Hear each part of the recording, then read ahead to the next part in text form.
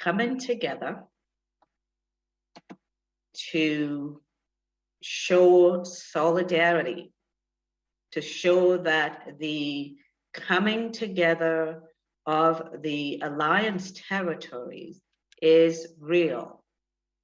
Okay, it is real and it is important. Coming together, excuse me,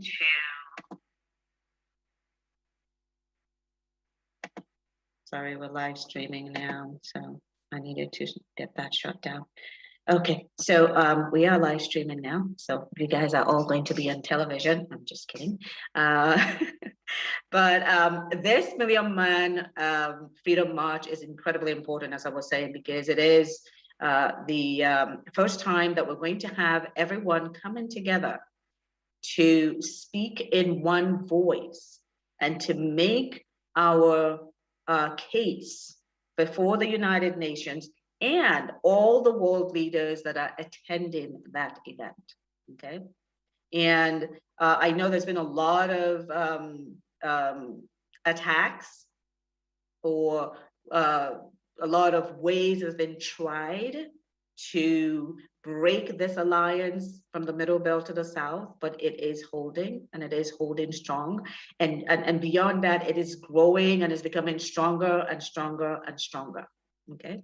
So welcome to NINAS, which is the Nigerian Indigenous Nationalities Alliance for Self-Determination. And again, this is the alliance from the Middle Belt to the South that encompasses the ethnic nationalities of the Middle Belt, the Southeast and South-South under the Lower Niger, and the Yoruba that is under Ilana Omo Odua. Okay, you are welcome. Everything that we are doing here is about getting the message out. It's vitally important that we get the message out, because when our people don't understand what's going on, they don't know what actions to take. If they don't understand who their enemy is or who is putting them in the situation that they find themselves, they are not going to be able to determine what to do. So there's a lot that we're going to be talking about today. So we'll let a lot more people come on board, and then we'll get started. But I did want to start by inviting everyone. If you haven't heard yet, again, we are going to the UN, and we are going to be in the park across from the UN offices from September 14th to the 24th of September. And the schedule is going to be as follows. On the 14th and the 15th, we're actually going to leave the park. And unfortunately, just because of the times that we're in, we can't have everyone go with us, but we'll take a fair amount of people, and we might actually go ahead and do it in stages. But we're actually going to take a walk, a march past the UN offices. We have been working with the New York Police Department to make sure that, you know, we have a route that we can follow. So that's the 14th and the 15th. And so we're encouraging everyone to be there on those days, because those are pivotal days. And then on the 16th and 17th, we're going to have activities in the park itself. And so we're going to have speakers. We're going to have information about, you know, telling the world about the victims, because it's very important for the world to understand the enormity of what we're talking about. 4 million people displaced from their land. 4 million, do you know what that number is? There are countries that don't even have 4 million people, but 4 million people have been displaced from their lands. Over 400,000. And the UN last report, I think a couple of months ago, said 350,000 in the Northeast alone. Those numbers are staggering, right? And then you have over 300,000 refugees that have fled from Nigeria because of what's going on. These are significant numbers, and the world needs to hear the names of those victims. And they need to see what they are being subjected to, right? So the 16th to 17th of September, we will be in the park. We'll be, you know, talking to people and sharing this information. The 18th, we are going to be in Times Square. For those of you who know New York, Times Square is extremely busy. So we're going to be there in Times Square. We've been handing out information, talking to people, you know, because when you're in a freedom struggle, you need friends.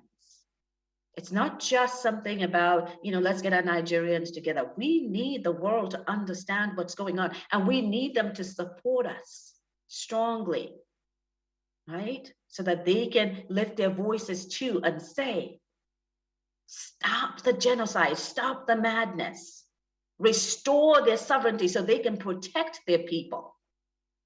Okay, so 18th for Times Square. And then on the 19th, we're going to be in Columbus Circle, again, doing the same thing, making friends, creating advocates that would be advocating for us. Now, the 20th, the 21st, the 22nd, the 23rd, and the 24th, we are back in the park sharing the information. Now, the 24th, we're going to have another march that goes past the UN offices, okay? So there's a lot of opportunity for people to come and be a part.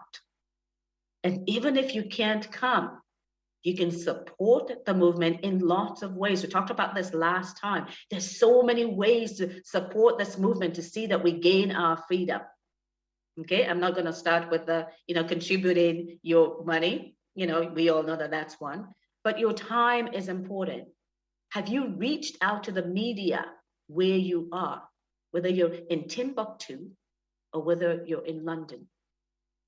Have you contacted the media there to present them with the information, to tell them what's going on and tell them that they need to be showing those images? What about your lawmakers in the UK, Germany, South Korea, Tanzania, Ghana, South Africa? Are you going there to tell them about it? In the US, we've got congressional leaders, senators, governors, mayors. We have a huge presence in some of the states, a huge presence in Texas, in Atlanta, you know, in Georgia, in California. So if you can't go, there's a lot you can do. What about the churches where you are? In Armenia, right? Whether you are in, you know, Tunisia, it doesn't really matter where you are. In Russia, have you contacted the churches to tell them to raise their voices? Are you contacting the Pope to say you've got to speak out more? There's a genocide against Christians going on in Nigeria in large numbers. And in addition, they're also facing people trying to pull them from their land. Have you done that? See, all of us have a part to play. It's not just about marching. They're tangible things that we should be doing. We should be flooding everywhere around this world, making friends. On social media, did you know that you can send a message directly to Joe Biden, Kamala Harris, Boris Johnson, to Trudeau, to the president in South Africa, in Japan? Do you know you can send a message to the UN? What about the EU, the OAU, the AU, right? The African Union, NATO. They all have a presence on Twitter and Facebook, and you can send them messages. So yes, not all of us are going to be able to show up there, but all of us have a responsibility to take the steps that we're talking about continually until we get our freedom. And I say this all the time. South Africa was fighting for their freedom for a very long time. And you know how gory and gruesome that was. As they were trying to protect themselves, as they were trying to see that they survive another day. But it wasn't until diplomacy kicked in that they actually got their freedom. They had to touch the hearts of the world so that the world would say it's enough. I don't know how many of you have seen the video of Joe Biden. What are we talking about? What exactly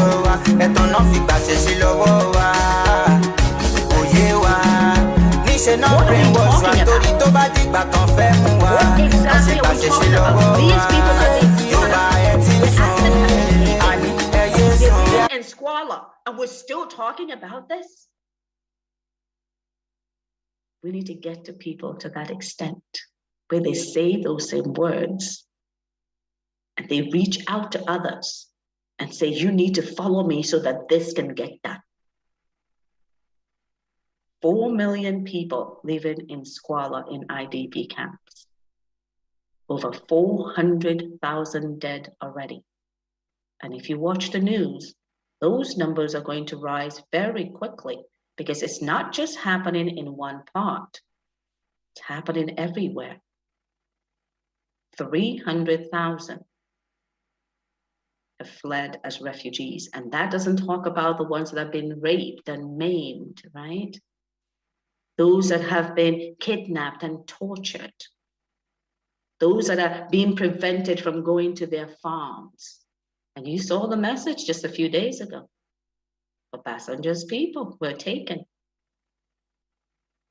It's getting closer and closer home to all of us. And it's time that we step up.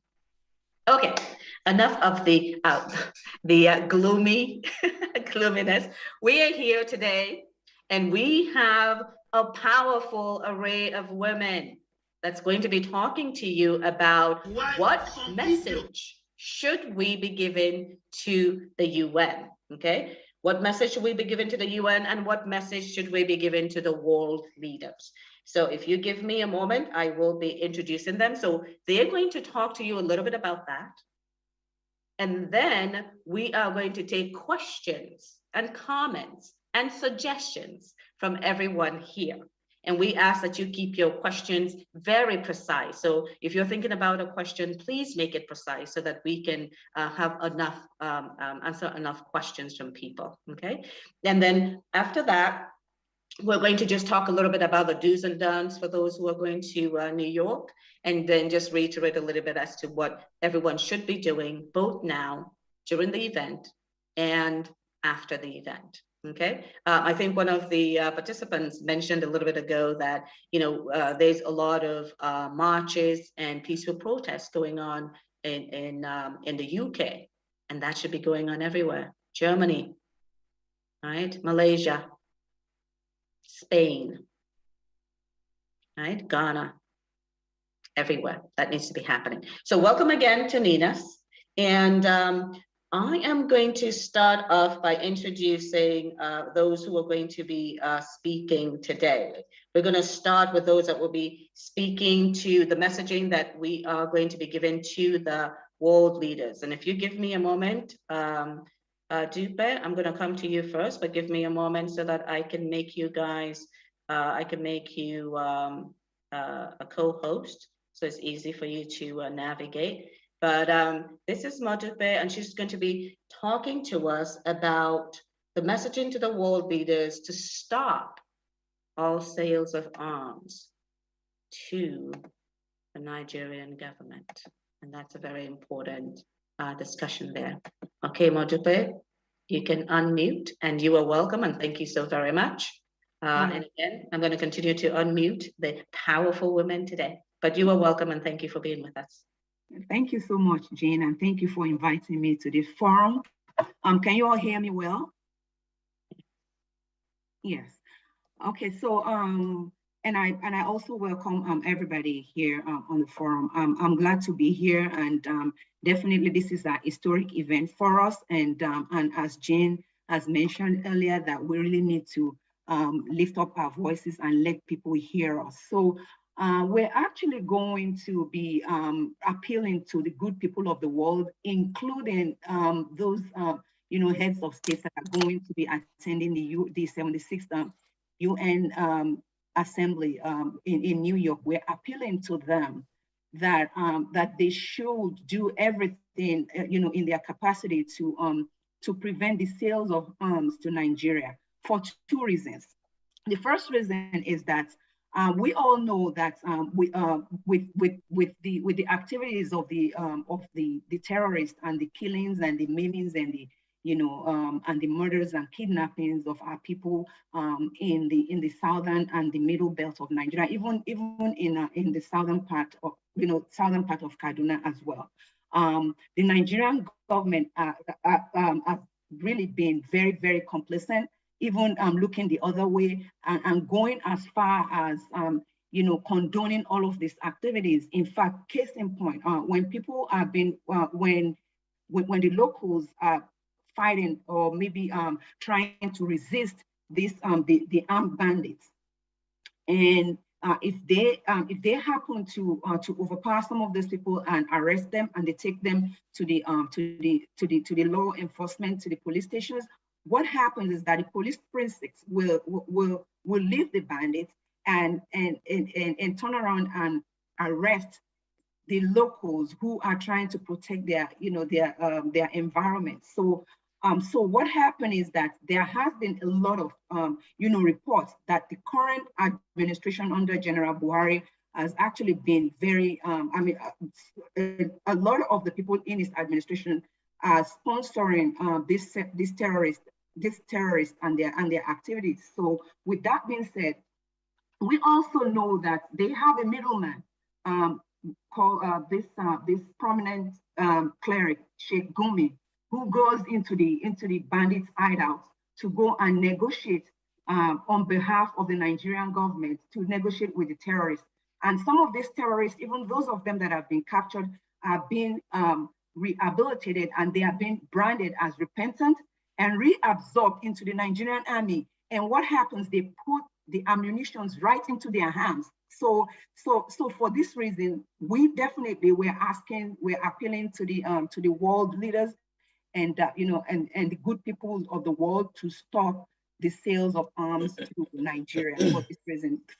Then secondly, reason number two that we want the sales of arms to be stopped is because the Nigerian government also have been going after people who are asking for self-determination, who are speaking up and saying all of these atrocities need to stop. And the Nigerian government have actually made it clear to us that they are not willing to protect us. So people who have been bold enough to come out, the Nigerian government under Buhari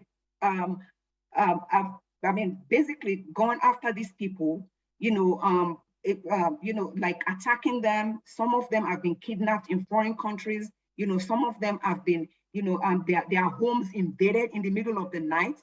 So, and the Nigerian government is able to do all of this because they feel powerful. They think they have all of the arms and the ammunition, to suppress people and to kill and to basically, maim people and do whatever they feel, is the right punishment. So for these two reasons, we want the sale of arms to be altered in all ramifications. So and I hope that the good people of the world,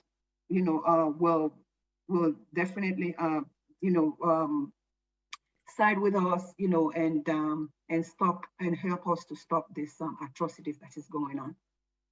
Right, great, Modupe. I mean, one of the things that we have to remember, because I'm sure all of you have seen that, and if you haven't, NINAS had a press release, a statement that they sent out to all the world leaders, asking them to stop, right? To stop the sale of arms, because it is ending up in the hands of the terrorists. I know I have seen those videos. I know you have seen those videos of the sophisticated modern day technology that they're using in nighttime. They're releasing this information themselves, right? So we're now beyond the AK-47s that we're seeing. We're now talking about sophisticated weaponry that is being used, right?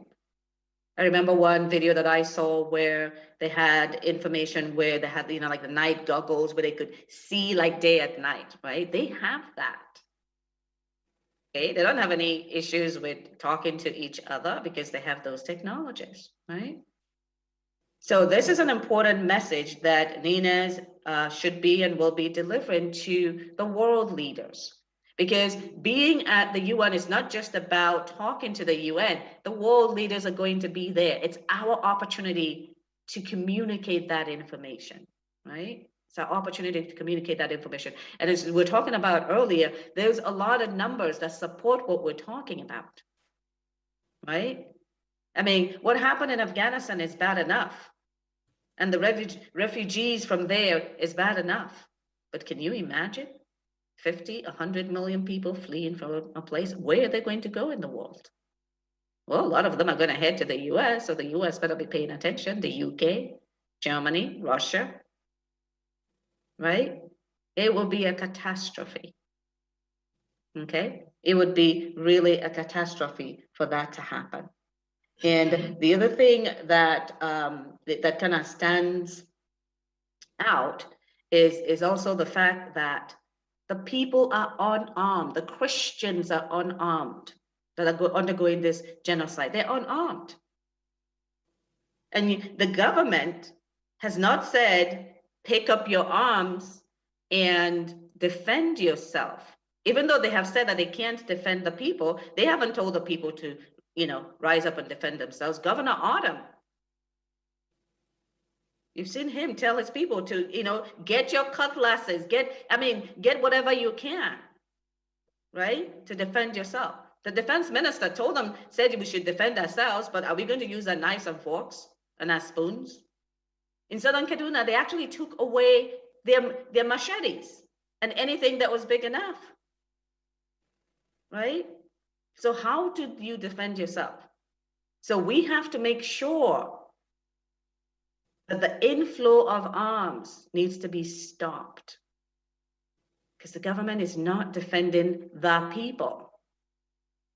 If they were, we would be encouraging it, right? Because then they're doing something for our people, but that's not happening. So it needs to be stopped. So thank you very much, Modupe. Now we're going to go on to the next a piece that we're going to be talking about here. And I see Ijoma is here. And then after that, we are going to be going to Aramide, who's going to be talking about intelligence sharing. That's going to be exciting. So, Ijoma, are you ready to talk to us about stopping any further loans to the Nigerian government?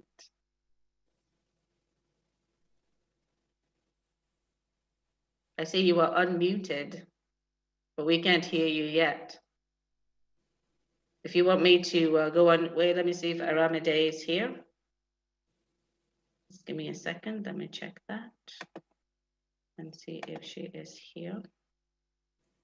Because we can certainly go on to, oh, sorry. Okay, it looks like she isn't here yet. And Ijoma Emeche, are you ready? Or should I go on to the next topic and come back to you? We can't hear you if you are speaking. You need to work on with your volume because we can't hear you yet. I can see you, you're unmuted, but I can't hear you.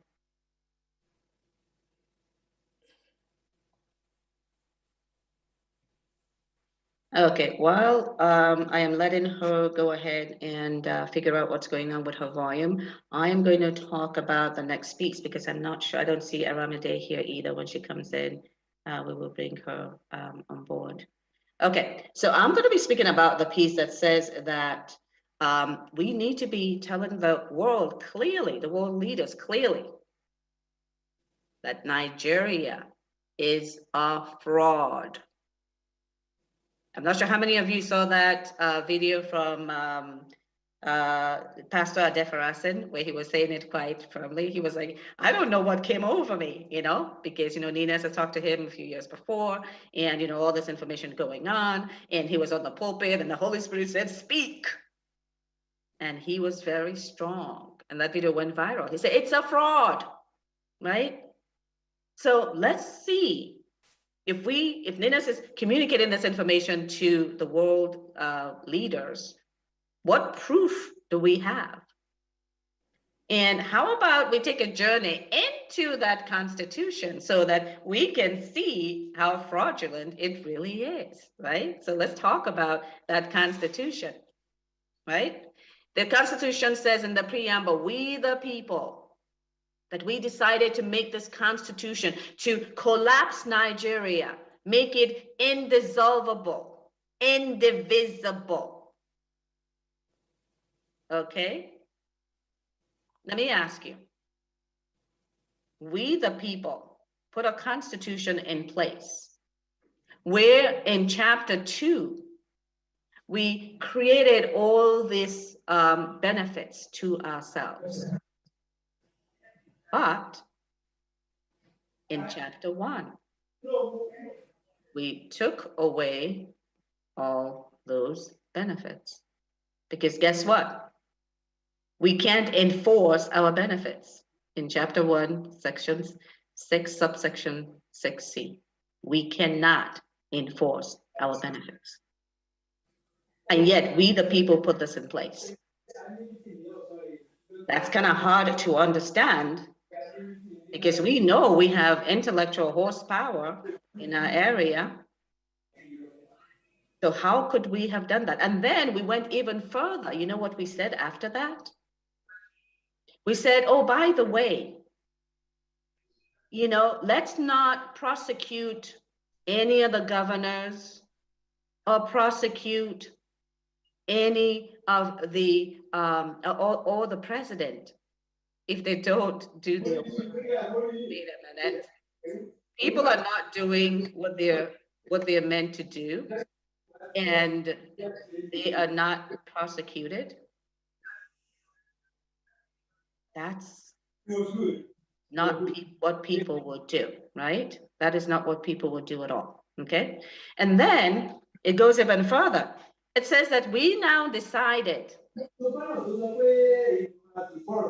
hang on a second, I've got somebody that is speaking and is away from their, so give me a moment here. I can see the person. They are away, but they are speaking.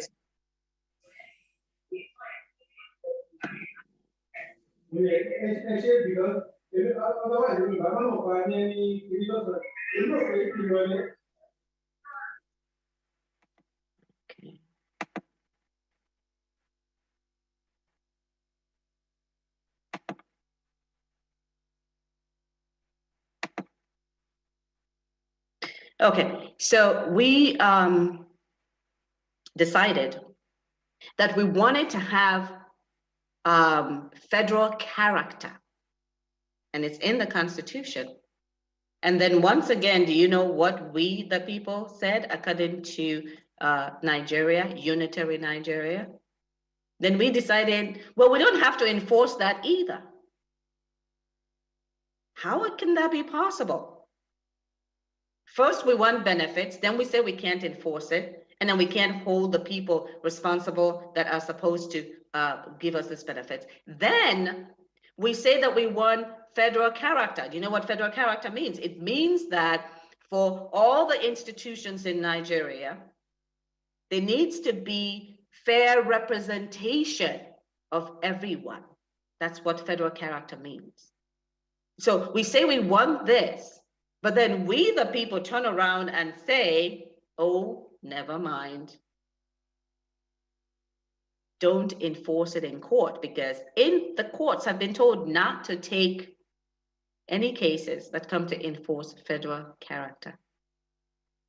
Now, you don't even have to go far beyond this couple of things, right?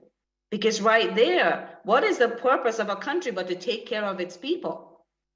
But the people are saying, oh, the managers should not take care of the people. I mean, we have brilliant minds. Our forefathers were brilliant minds. I would like you to show me any constitution in the world, any constitution in the world, where it says that the benefits to the people are optional and cannot be enforced. Where it says a big part of who we are, right? A big part of who we are is federal character. where we say we want that, and then we say that it's not enforceable in court. So it is clear when you look on the face of that, that the people could not, we the people couldn't possibly have made that constitution. And it is the basis that Nigeria is sitting on. But what about this one? Have you heard of any referendum that was done to take us from military to unitary Nigeria? Did you participate? And some of you are old enough to have participated, right? In 1999. Did you participate in a referendum? Your parents? Did you hear of the referendum? Did you see any plebiscites that happened? Well, 1999 Constitution is actually Military Decree 24, which is pretty much 1979 Constitution under the military that they brought in to the civilian. And it's onerous. So that's the basis of Nigeria, collapsing the nations, right? And so that is obviously a problem. And so that constitution, we know it to be a fraud from its own, from inside its own contents. And so that's a strong message that we need to deliver to the world leaders.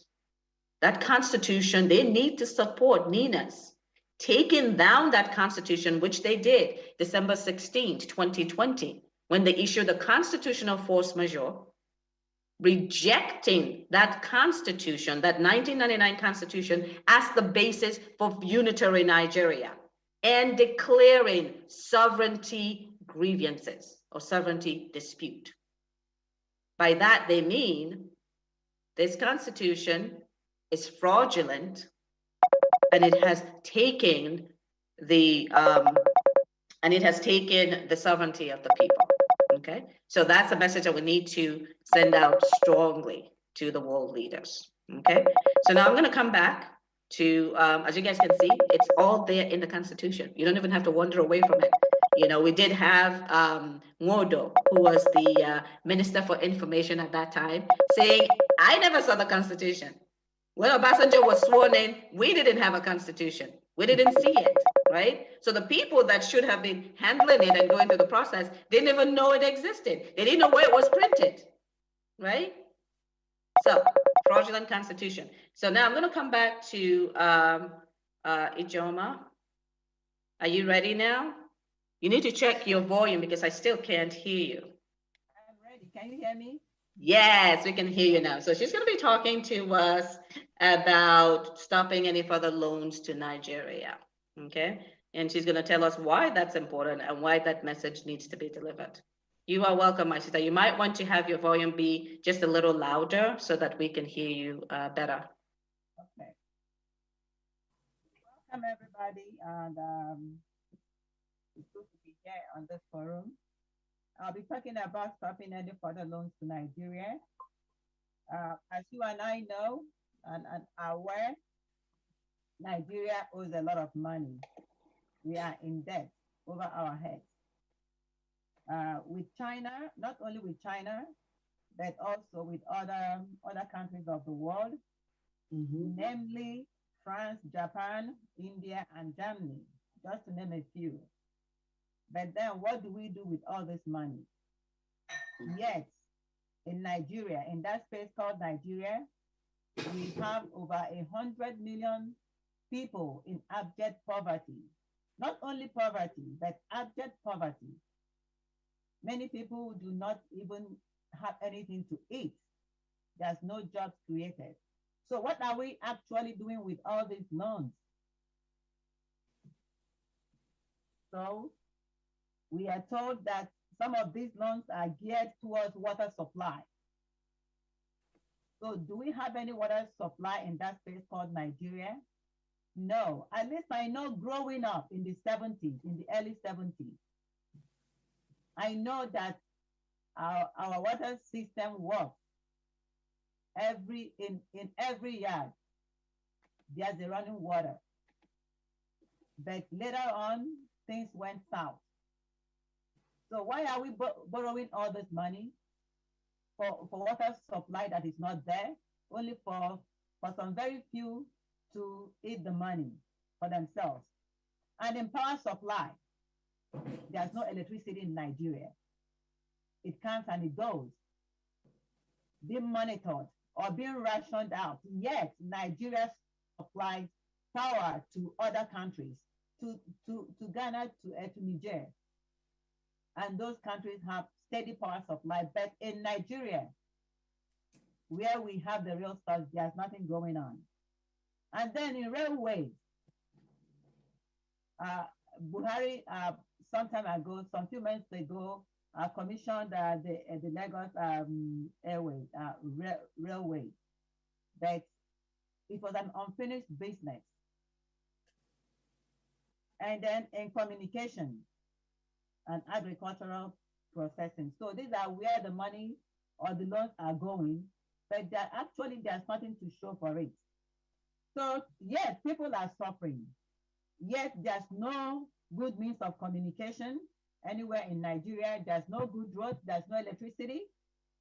And that is why NINAS in the past couple of months issued a statement to the world leaders to ask them to stop any loans to Nigeria, as the funds were not being used for the people, but against the people.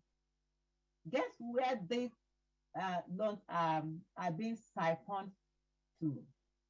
They are being siphoned to the Fulani headsmen and to the Boko Harams and to the ISWAPs. Why should that be? Because they have an agenda to conquer and to take over the lands of the indigenous nationalities in that space called Nigeria. Recently, we have seen the increase in the number of Fulani headsmen carrying sophisticated weapons, and not just the AK-47s that we have seen them with. And the boldness and ongoing way they are attacking defenseless Christians and other indigents. And we saw a couple of weeks ago the attack on the Nigerian Defense Academy by those that were said to be a part of the terrorist organizations that were recently incorporated into the Nigerian armed forces. Tell me why a country that said that they are fighting terrorism would at the same time incorporate or bring these so-called repentant terrorists into their armed forces. It is only a joke. I know America cannot do it. Any civilized nation cannot ever do it because they are asking for trouble. And this is what exactly happened. There's no repentant terrorists because it is a system of way of life or a system of thinking. They are not repentant. Rather, they will go in and carry out whatever they want to carry out. And then a couple of weeks ago, we saw the downing of the fighter jet and seen tons of videos released by the terrorists themselves showing the vast array of modern day army equipment they have been equipped with to go against the defenseless civilians in the villages, in the towns. They can reach anywhere at any moment in time. They are out to kill. And who is funding all those?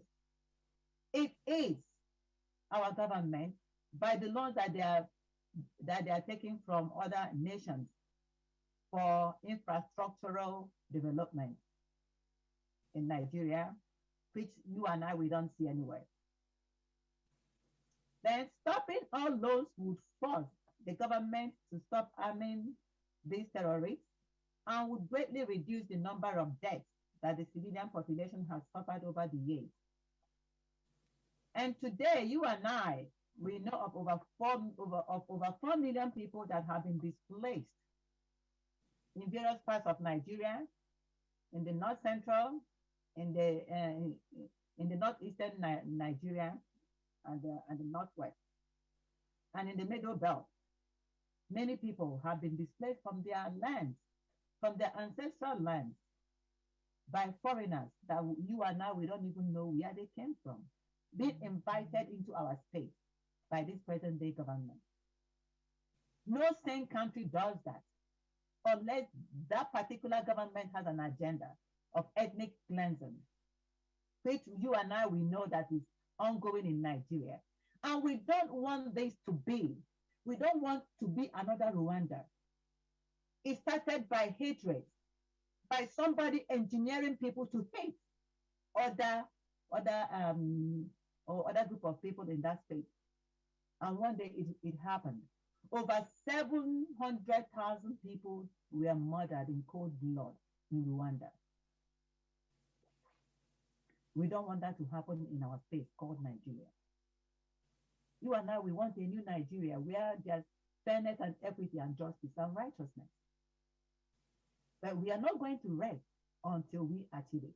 And that is by referendum. And that is the message we want to send to the UN general meetings and the presidents of nations that will be coming this week to hold a meeting.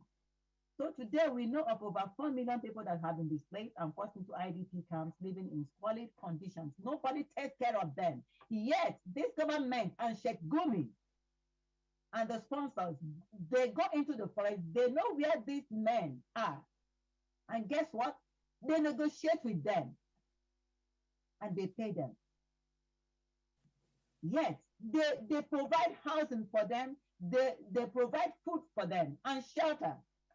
Yes, those that have been displaced from their homelands, from their ancestral lands, are left uncatered for, living in squalid conditions. Nothing to take care of these people who have suffered a great loss in their lives. And so these people we are forced into the ID camps, living in squalid conditions with no help from the government, yet they are providing help to the Boko Harams and to the ISWAPs and to the bandits and to the kidnappers who have failed up to date to use any of these funds that have been gotten from other nations to help the innocent Christians and the other indigenous of the land who have been viciously attacked by Fulani headsmen, Boko Harams, and the ISWAPs, and their land taken away from them. So I believe that this should be the strong message that NINAS, we as the people of NINAS, will be able to send to the UN general meeting that is taking place. Thank you for your time. Thank you so very much, Janet, for that. Ijoma, for that really strong message.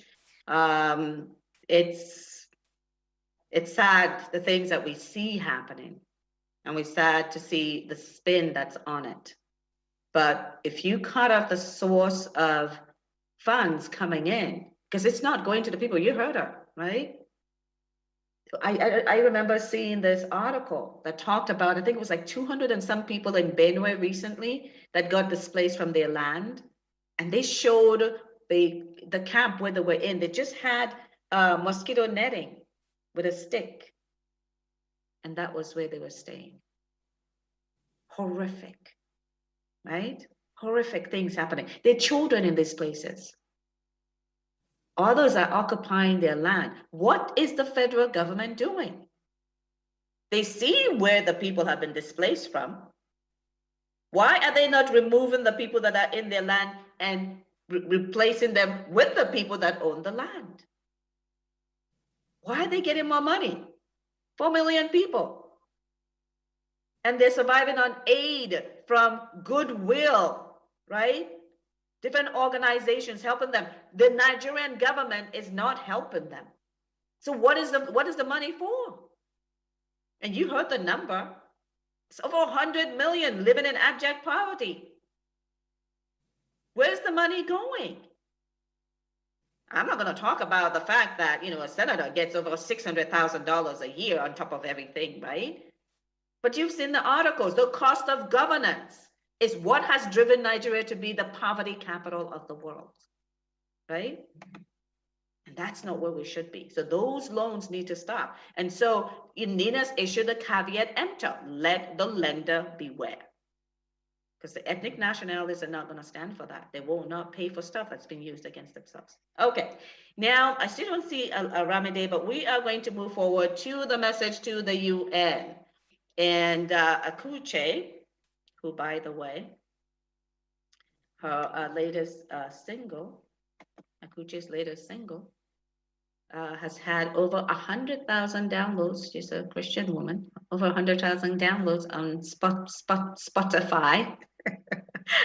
Can't even say the word. So Akuche, where are you? If you can unmute, that would be awesome. And she's going to be talking to us about the fact that we are sending a message to the UN that they need to work with NINAS to get that referendum process started. Let's get it started already. Welcome, Akuche.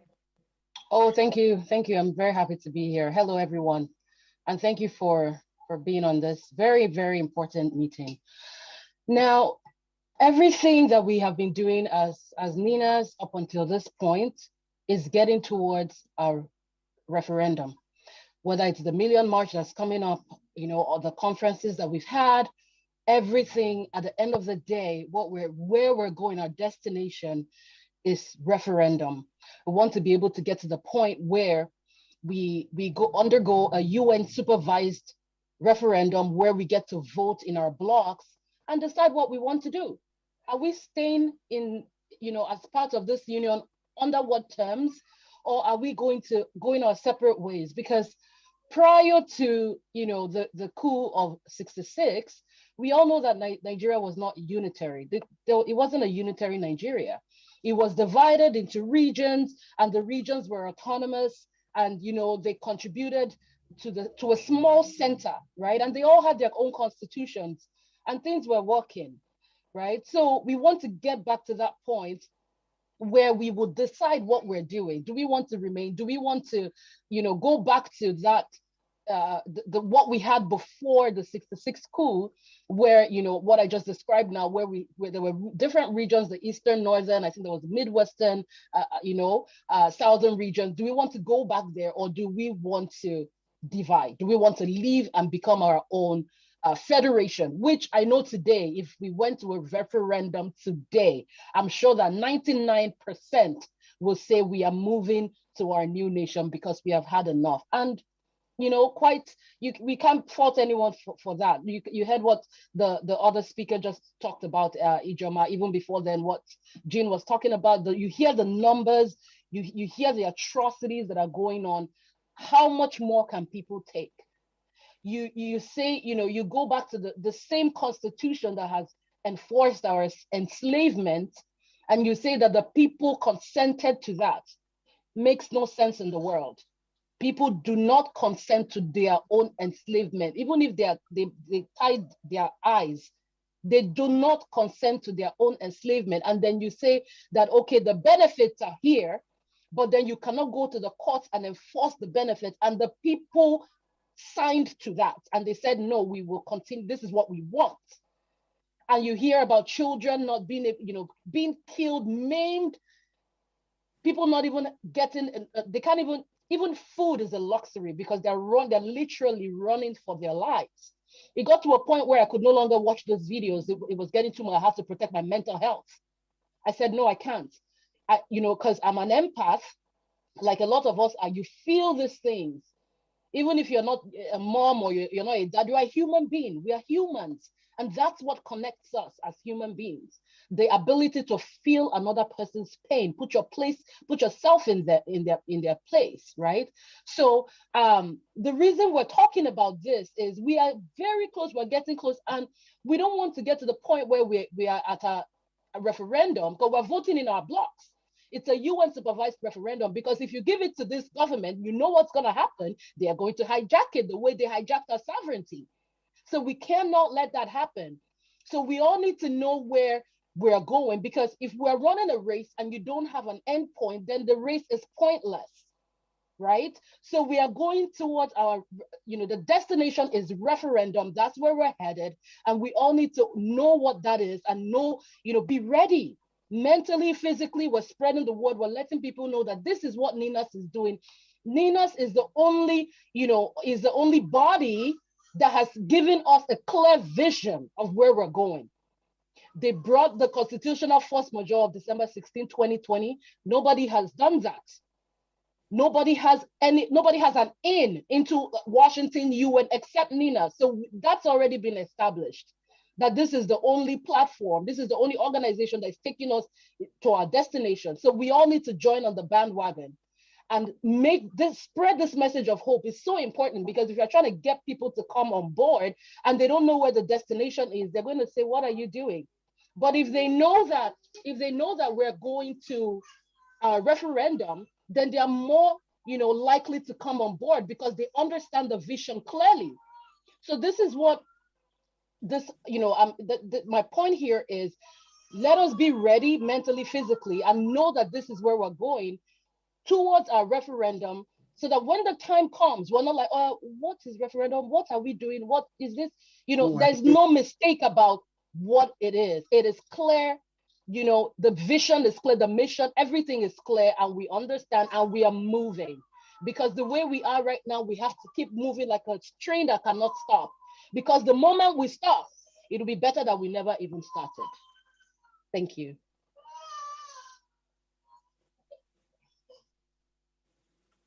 Oh, I can't hear you, Jean. I think you're muted. I know, I need to unmute. Okay. I was trying to mute so that there won't be any noise in my area. So please, if you're not speaking, do please mute your phone, please. Yes. Referendum. That's where we are headed. But referendum is the path, because some people say we should be. I want my nation. I want my nation. Yes. You may want a nation, but we need to have everyone, right? And the way that we determine what everyone wants is through referendum, because all those options, confederation, nation, independent nation, there's those 4 options that is in the UN Charter. And everyone needs to go and vote their conscience. And then we tabulate those votes. And then we, from that, determine what that bloc wants. And then based on those results, then we have new federating terms, okay? So the NINAS path is clear. They issued a constitutional force majeure and rejected, which they're supposed to do, rejected the 1999 Constitution. But do you know that before they did that, they actually did the lawsuit. They filed the lawsuit against the Nigerian government on that back in 2007, between 2007 and 2009. That has still not been resolved because the government don't want to touch it, right? They have the freedom proclamations before that. I think that was in 2004. The solemn assemblies have been done by all the blocs between 2015 when the LNC did theirs, 2017 when the Yoruba bloc did theirs, and then 2018 when the Middle Belt did theirs. They have all done their solemn assemblies. Then there's the engagement with the US government to let them know that ISIS has not been defeated. It's moved to Nigeria. And they bring in Boko Haram, Al-Qaeda, ISWAP. They're all heading there. They did the engagement with the UN, and the UN sent the special rapporteur. That's the person that the UN will send to look at extrajudicial killings in the country and come back with an independent assessment of what actually happened. And do you know what they said? Independently. Would you believe? They said the constitutional arrangement in Nigeria was a powder keg for injustice. We didn't tell them to talk about the Constitution, right? But they called it out. And they said that the situation was grave. And they, in that report, even listed victims. And they said that, like I said, they said the situation was very serious. Another special rapporteur went in 2020. And he came back and said it was now grave. Situation was now grave. And we've seen what has been happening since then, right? Then we had the US in 2019 with the engagement with the Lower Niger Congress and the Movement for No Nigeria, which is now, NINAS is the vehicle that they have put in place to take us to freedom, right? In 2019, the US government put Nigeria on the watch list. And in 2020, in December, they put them on the black list for egregious religious infringements, right? And then there's the ICC. So all of that has been done. So now we're at the point, we're getting to the end, right? Where we are now needing to activate the people so that they know that there's a referendum coming. They're getting ready for the referendum. They're demanding the referendum so we can go to referendum. And then how is that going to happen? People ask, well, is there going to be anarchy? What's going on? No, in that constitutional force majeure, NINAS has invited the existing government, just like happened in South Africa, to be the transitional government while the people go to referendum. Then we decide based on the results of the individual blocks of voting, decide what happens next. So there is a process. It's laid out. It was laid out for Buhari when MNN and Lower Niger Congress sent them the information, laid out exactly what needs to happen. So they can't say that they don't know, because it has been communicated. So next, we are going to be going on with the messaging to the UN. I see Bala is here. Bala, are you ready? I see that you are here but I don't see you on the screen yet. So if you can unmute and let me know that you are ready, because you're going to be talking about sending a peacekeeping force. Should we be sending a peacekeeping force? Is that a message that we should be delivering to the Nigerian government? Bala, where are you? You can see me? No, but it's okay that I can hear you. I'm going to put it on speaker view and remove myself. There you are. Peacekeeping force. She's a peaceful woman of God. So welcome, Bala. Good afternoon, everybody. I know. Yes, I can't help it. So welcome, and please talk to us about that. Actually, they're supposed to be sending peacekeeping force to Nigeria at the time that it was needed. Right now, it's gone beyond peacekeeping because these people don't believe in peace. However, I know that in the beginning,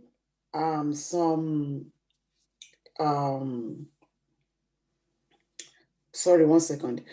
In the beginning, they had sent some human rights people to Nigeria to see what is going on with the activities of this government to the people. And they brought their report back to the UN as to what has happened. At that point, when the Christian was being killed in Jos and everything, before now, I think that is when they should have sent somebody to sit down and find out what the problem is with the government and the people. That was not done, at least to my knowledge and to the public knowledge, maybe under the table. However, now for them to send peacekeeping to Nigeria, who do you talk to? You have different versions of.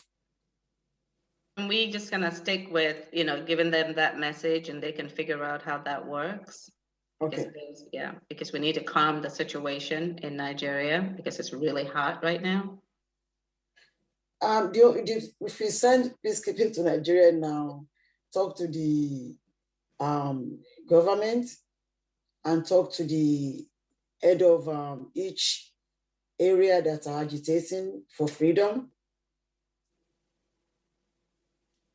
This will bring about how we can come to the table and try to see the problems that is facing each and every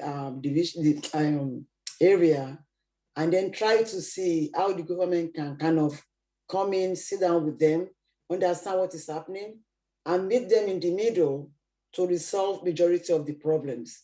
Right. They also send troops, though. They send troops. Yeah, they do send trips, but before it gets to the trip, I don't they have to, but at the stage that we are now in Nigeria, they Then we need need the troops. troops. Yes, but prior to that, they should have, sit down, Yeah, now we need the discuss troops. the issues, yes.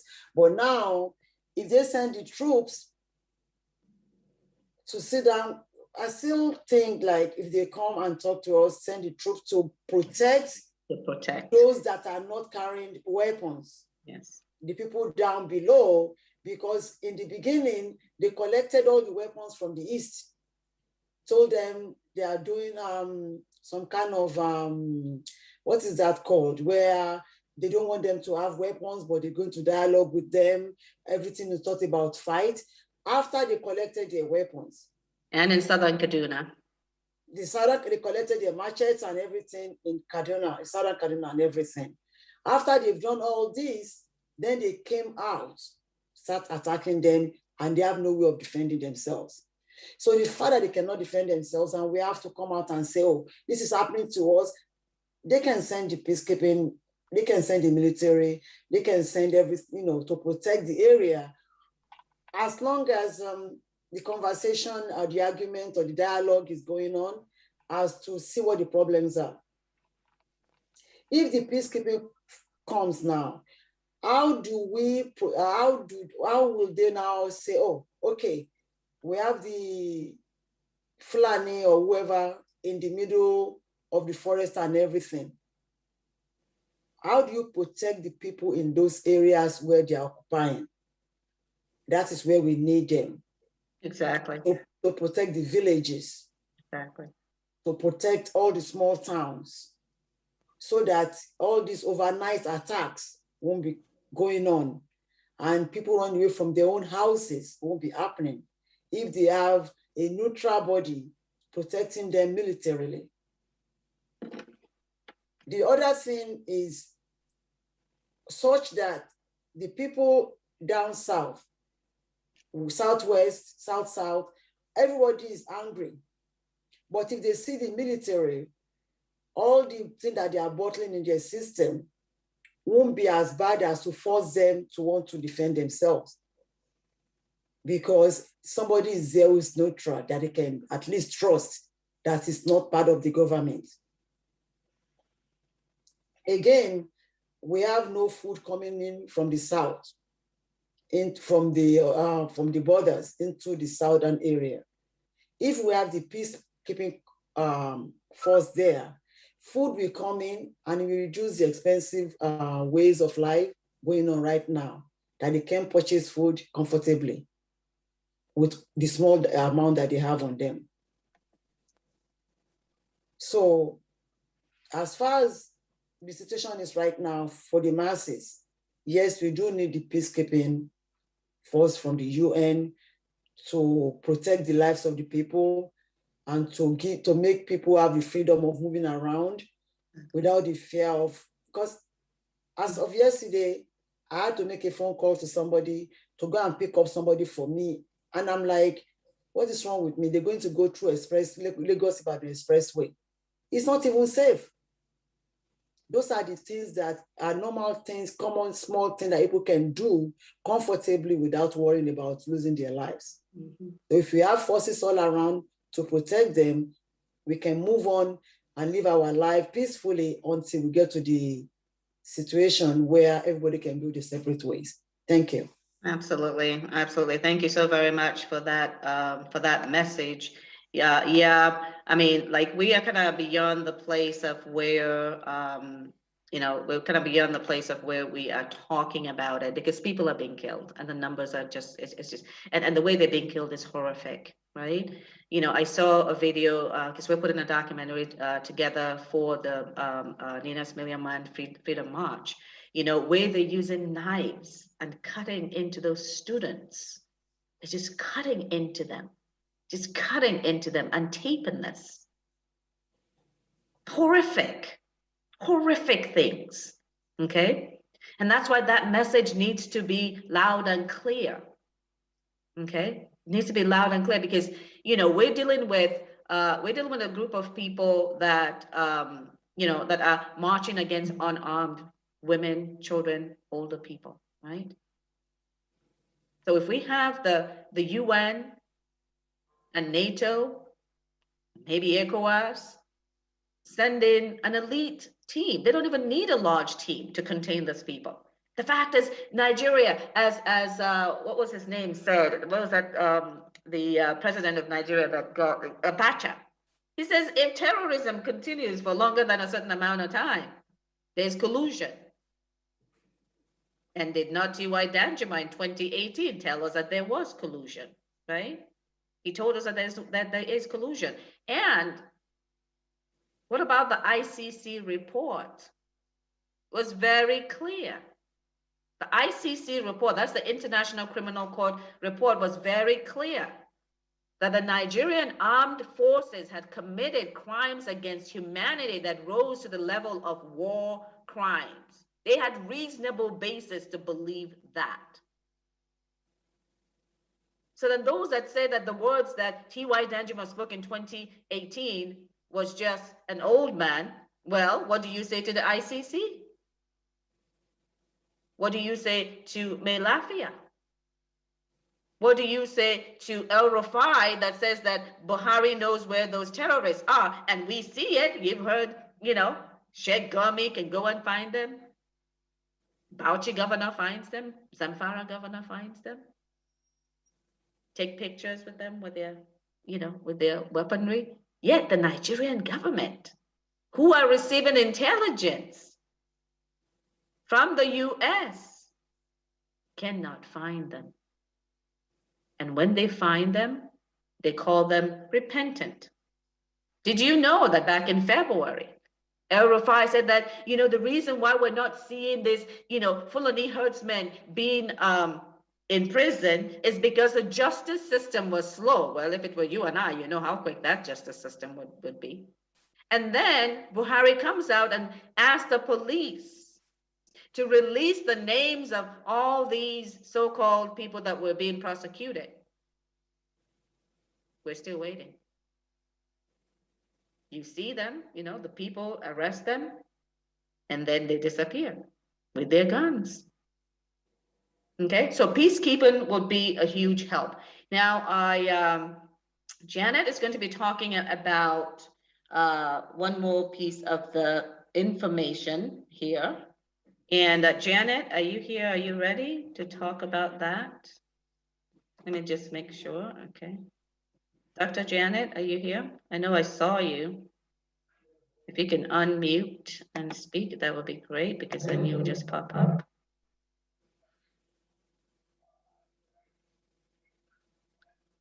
Dr. Janet, I can't hear you.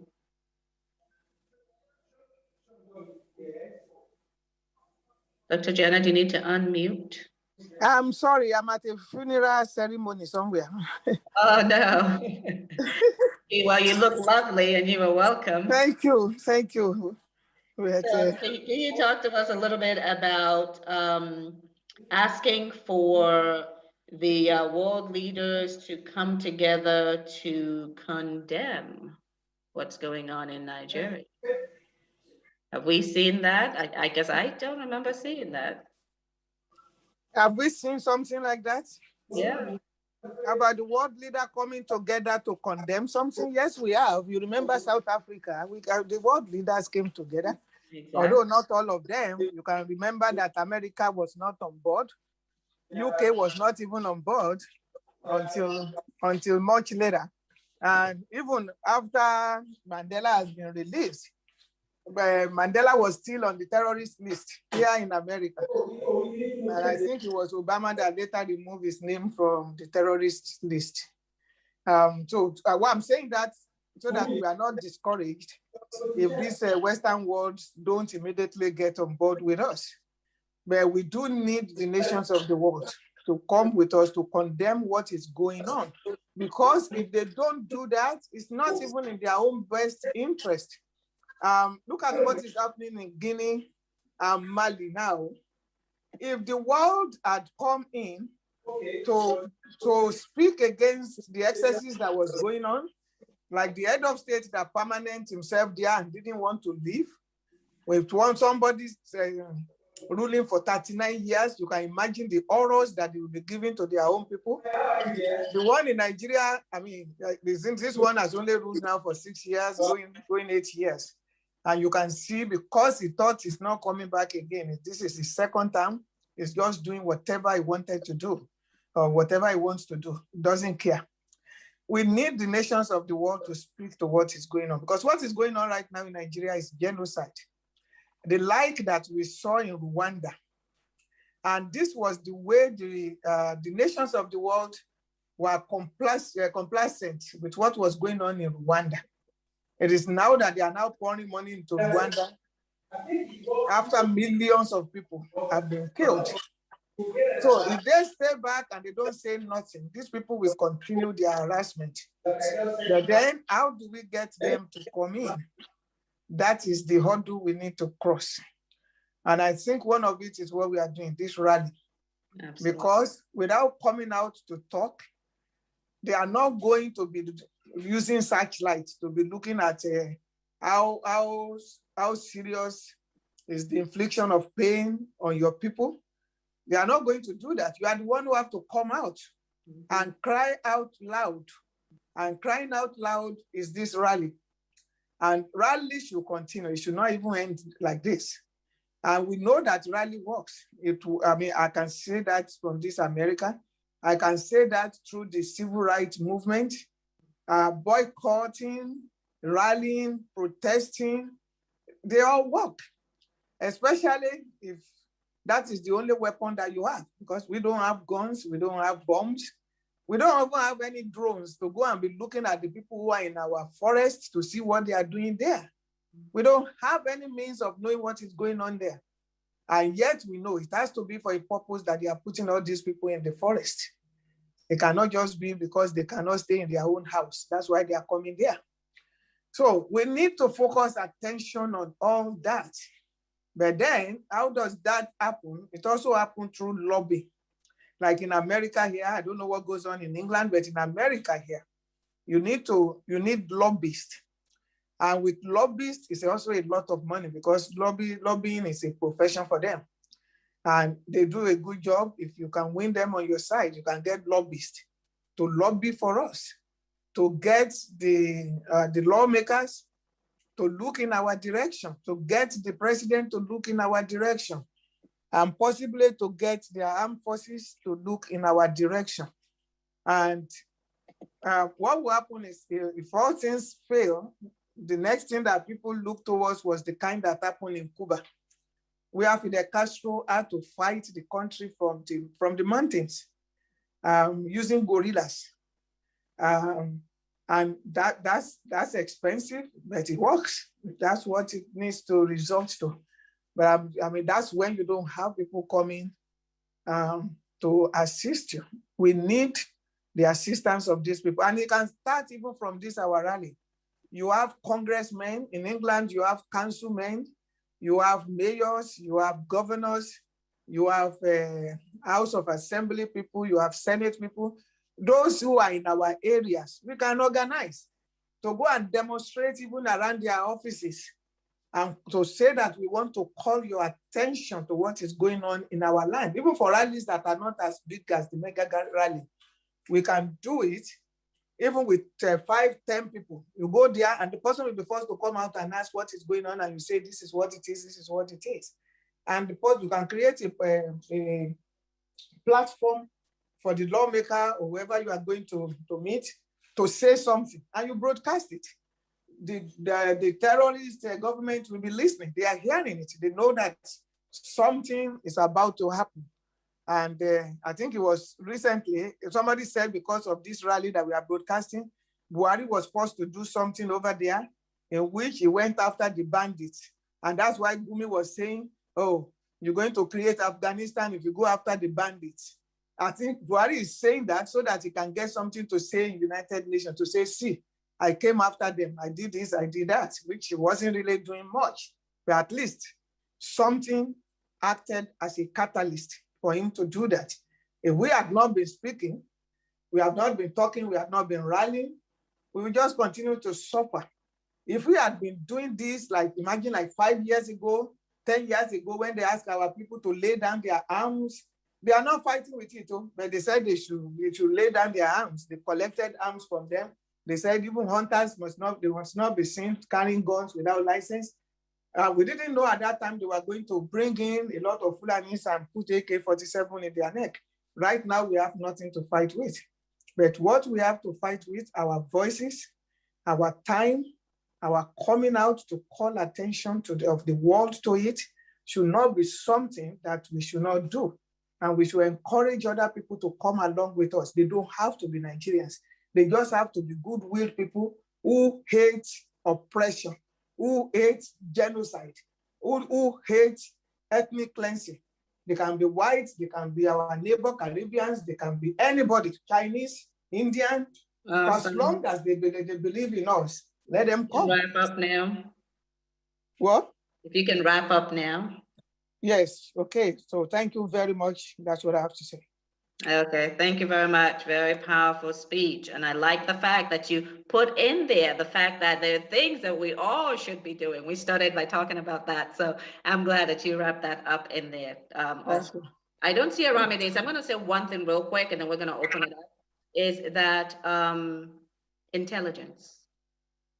NINAS should be asking for intelligence from the world leaders because, you know, as I talked about earlier, if we have intelligence, our people will be better able to protect themselves. Since the government is not using it to protect us, then it needs to be given to NINAS and to the governors, like Autumn, who want to protect their people.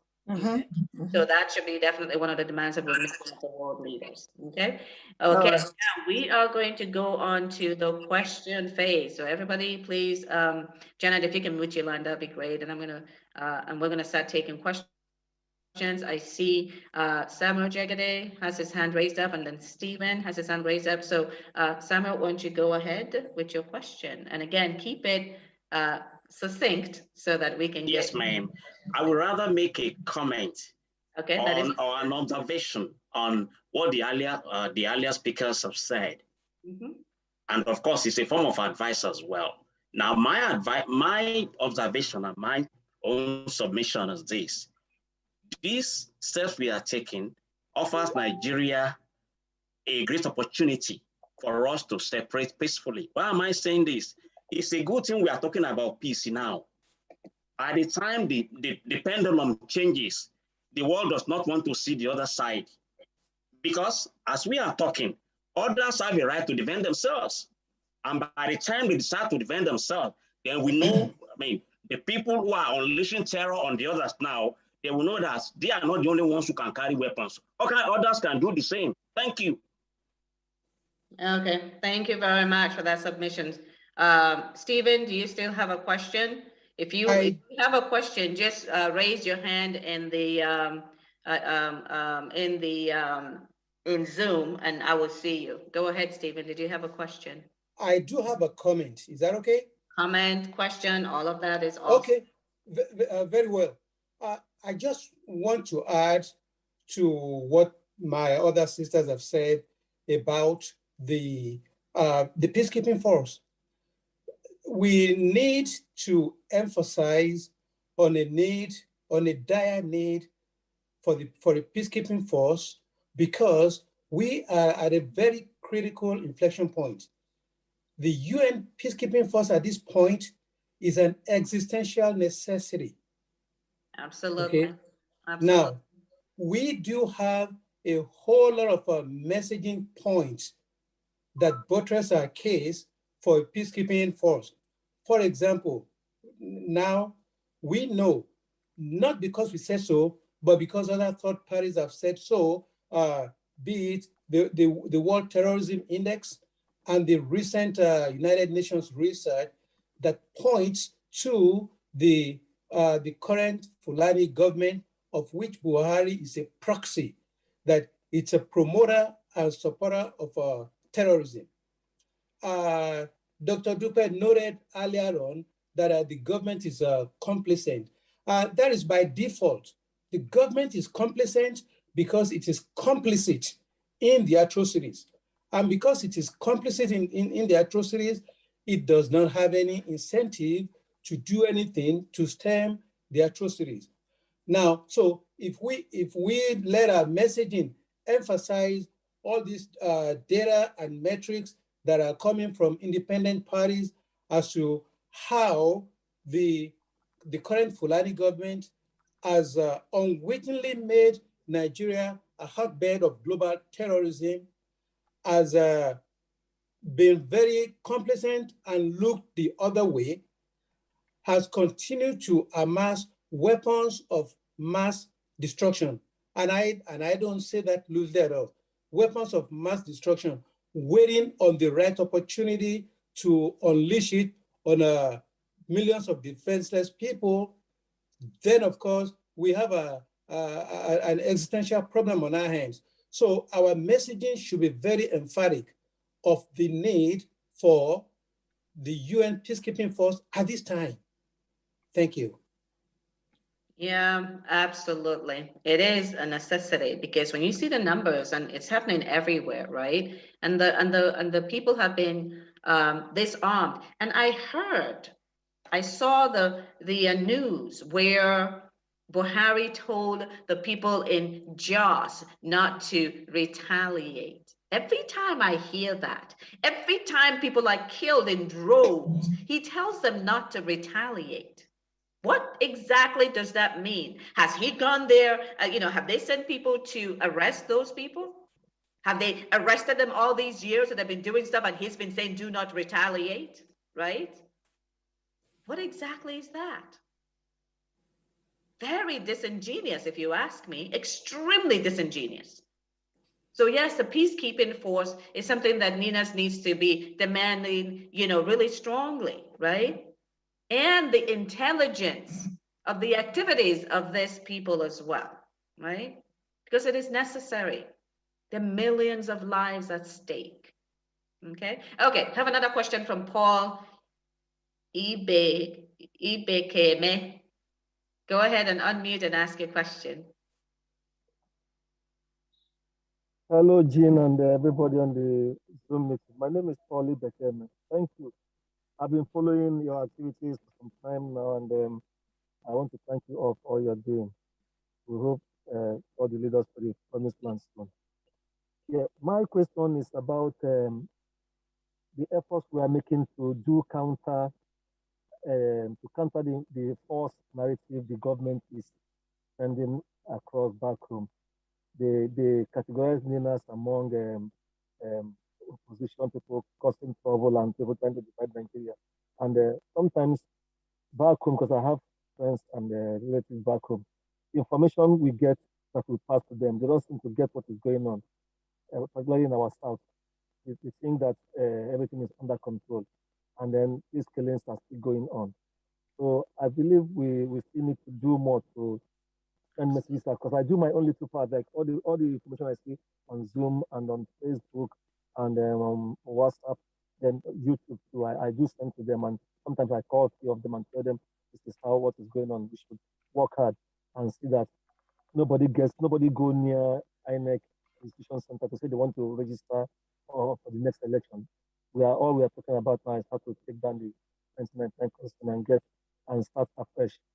So I think that area should be worked on. Secondly, the upcoming march at the UN headquarters, we should be aware that sometimes the Buhari government has a knack of trying to gather a small crowd, no matter how small, to be on the other side, doing their own protest in favor of government. So our own comments should drown theirs. We should send the messages very well across so that the world will know that there's already war going on in Nigeria. What has been happening in the last 2-3 weeks in Plateau, Southern Kaduna is almost like a daily basis. Benue, the idea is even in the Corn North. It will be not for you to let us know that even in the Corn North, Zamfara, Kebbi, we have Christian communities, indigenous communities of Christians. We have in Zuru. Zuru is a Christian area in Kebbi State. Yes. And some of these places are where these terrorists that call themselves but they're terrorists. They go there and kill. And the government, I don't know what the government is really doing about it. I mean the caliphate government that we wish to call them.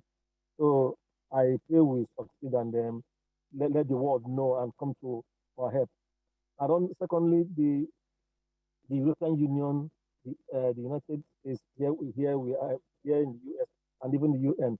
We should find a way to reach them, even after the event of the UN, after the march. We find a way to reach them, to reach each government particularly, and let them know what is going on, so that they can equally be our voice. Because this man, Buhari, I don't think the only thing he fears is the international community.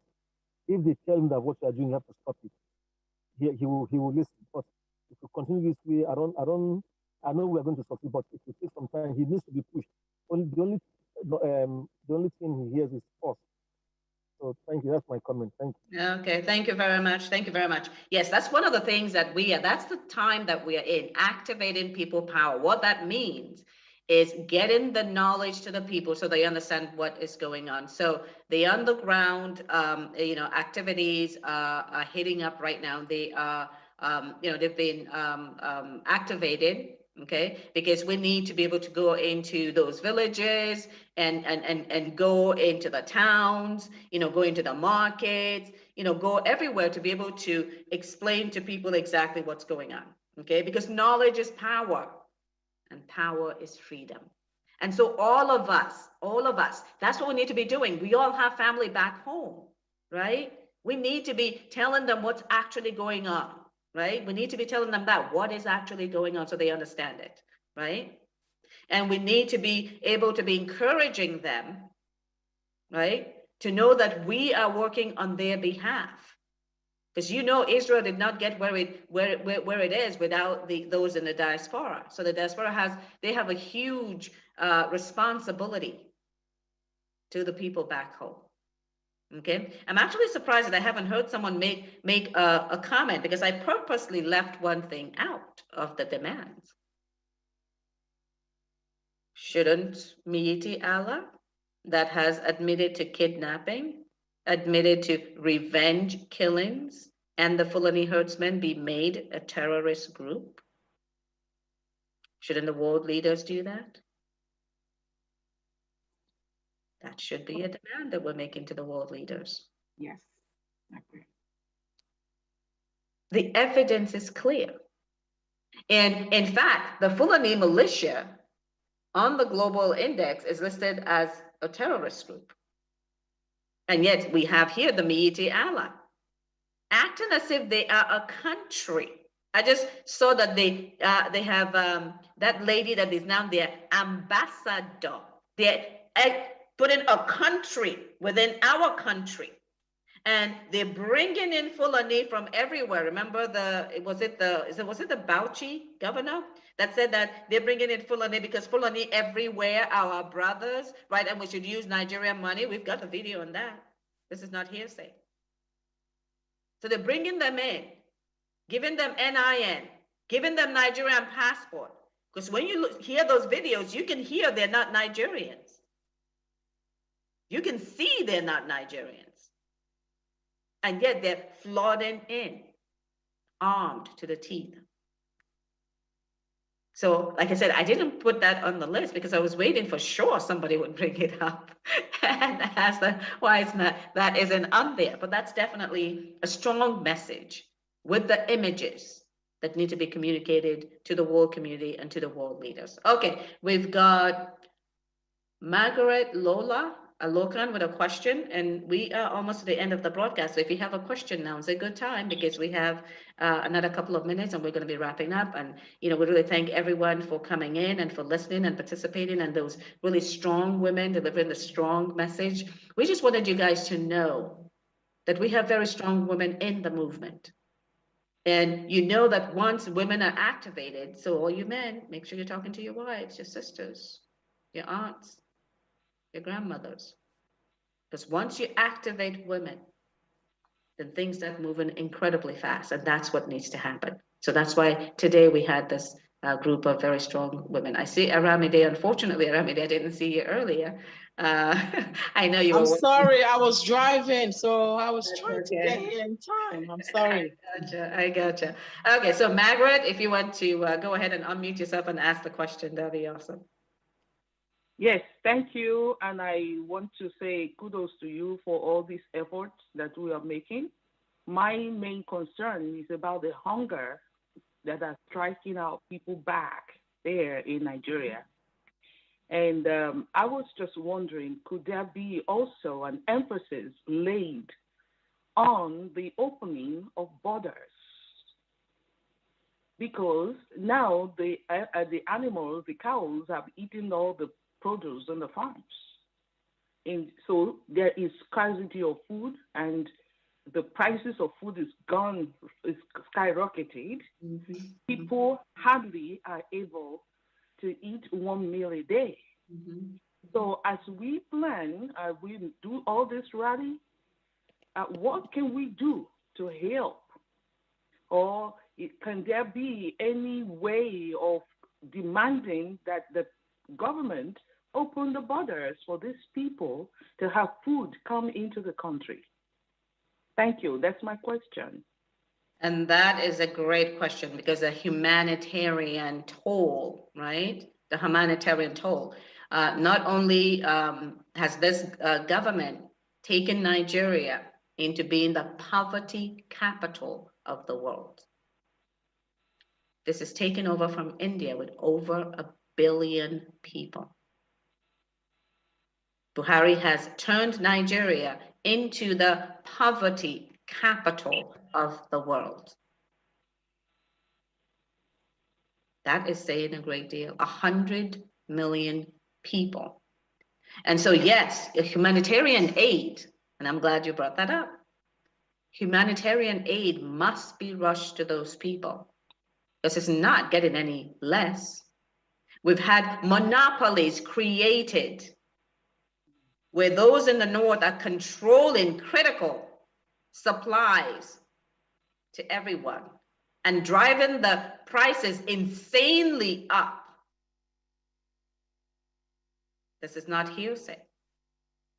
Dangote owns everything in Nigeria. All the cement, right? Benue Cement is now owned by Dangote. Crazy. It's crazy. And so, yeah, humanitarian aid is one thing that will be part of the messaging to go out to the world leaders. Because when you wrap all of this together, you just see the injustice of it, right? The UN Special Rapporteur was not far from the truth. The injustice and just the inhumanity is just staggering. And the ICC, reasonable basis. So these are all the information that we have gathered. So when we are out there and the leaders are there and the UN is there, we're presenting the information. NINAS is going to be presenting this information clear. You can't miss the conclusion. We don't have to even give you the conclusion. You should be able to get there yourself. And I heard the prior guy that talked about the fact that the government will probably, pay some people. We've seen them do that in the UK when there've been, when there's been people standing against the government, right? And at this time, in fact, because it's NINAS and it is the combined alliance from the Middle Belt to the South, they dispatched Gambari, right? Saw that in the messages, in the news. It's been dispatched. So it's not, NINAS is not just about it providing the information. NINAS is people. NINAS is you. NINAS is me. NINAS is all of us. And so we need to stand and speak. We need to be the ambassadors to our people, to the world. And those who are on the planning for this understand what that means, because in addition to all the stuff that we're going to do, once we go past the stage, we go into the stage of doing the diplomacy, reaching out to all those countries, making friends, and seeing that they understand exactly. They can look at the evidence. We're not asking them to believe what we say, just look at the evidence, because we've collated that in evidence. So then let them tell us what's going on. Because we need friends. Jane, may I just piggyback on what on your response with regards to the absolutely. Go ahead. The humanitarian. I have a couple more minutes. Go ahead. Yeah, sure. They have used poverty as a weapon. Absolutely. Kind of terrorize the citizens and also to demoralize them. So if you're hungry, you really will not have the energy to fight for anything, not to ask for your for your right. Recently there was a statement that was made by former Jigawa governor Sule Lamido. He said, "Who will break Nigeria? Is it the Igbo vulcanizer or the Yoruba woman selling kerosene by the roadside or the Okada man in Delta or the ordinary person in Bayelsa or the ordinary person in Jigawa? They don't have the capacity to unite because they are burdened by poverty," unquote. So which means that they are making a conscious effort to impoverish the people so that they will not be able to fight back. And so I just wanted to add that. So that should be one of the issues. Absolutely, because poverty has been weaponized. It has been weaponized, right? They have moved 80% of the revenue to the governing. Cost of governance, 80%. What is left for the people? Because once 80% is being paid to the senators, the governors, et cetera, 20% goes to infrastructure. Where's the people? It's a systemic, well thought out weaponization of poverty. And this would not be happening if the nations had their sovereignty back. And that's why it's very important that we come together, that we stick together, and that we fight like heck to protect our future. Okay, so I don't see any other hands raised here. So I'm going to encourage all of you. If you don't know enough about the NINAS story, there is NINAS FFN, that's Frank Nigeria.org. You can go to freedomfromnigeria.com.